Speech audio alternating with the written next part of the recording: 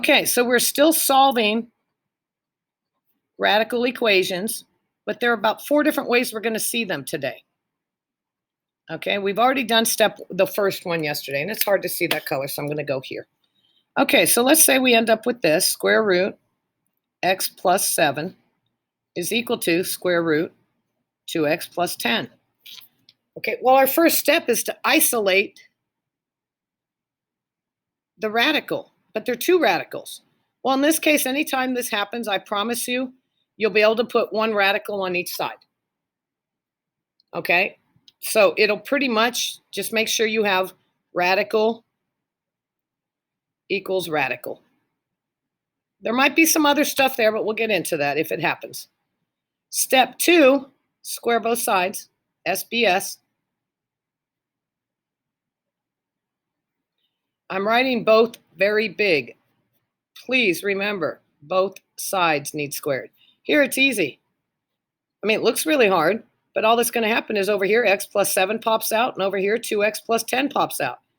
And then step 3, we just disco moo-moo.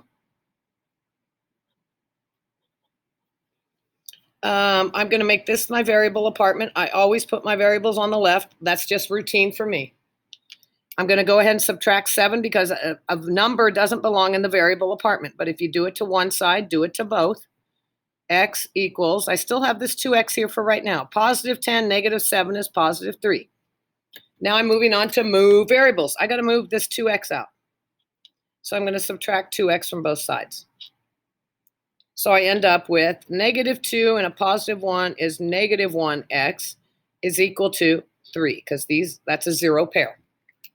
Okay, last step, divide by negative 1.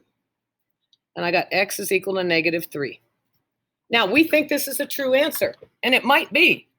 It very well might be. You know, it's more often than not, it is a true answer, but occasionally you get that extraneous solution.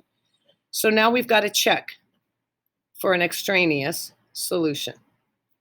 Okay, a solution that we think should work, but when we plug it back in, it actually doesn't work. And it's usually because of negativity. So this has a possibility of not working, but we don't know. So we take the original problem, and we substitute in. So we've got, instead of x, we're going to put negative 3 plus 7 equals square root 2 times, well, we got a negative 3 plus 10. So negative 3 plus 7 is 4. The square root of 4 is 2. Okay, here we've got negative 6 plus 10, which will be square root of 4, which will be 2. 2 equals 2, so it checks out.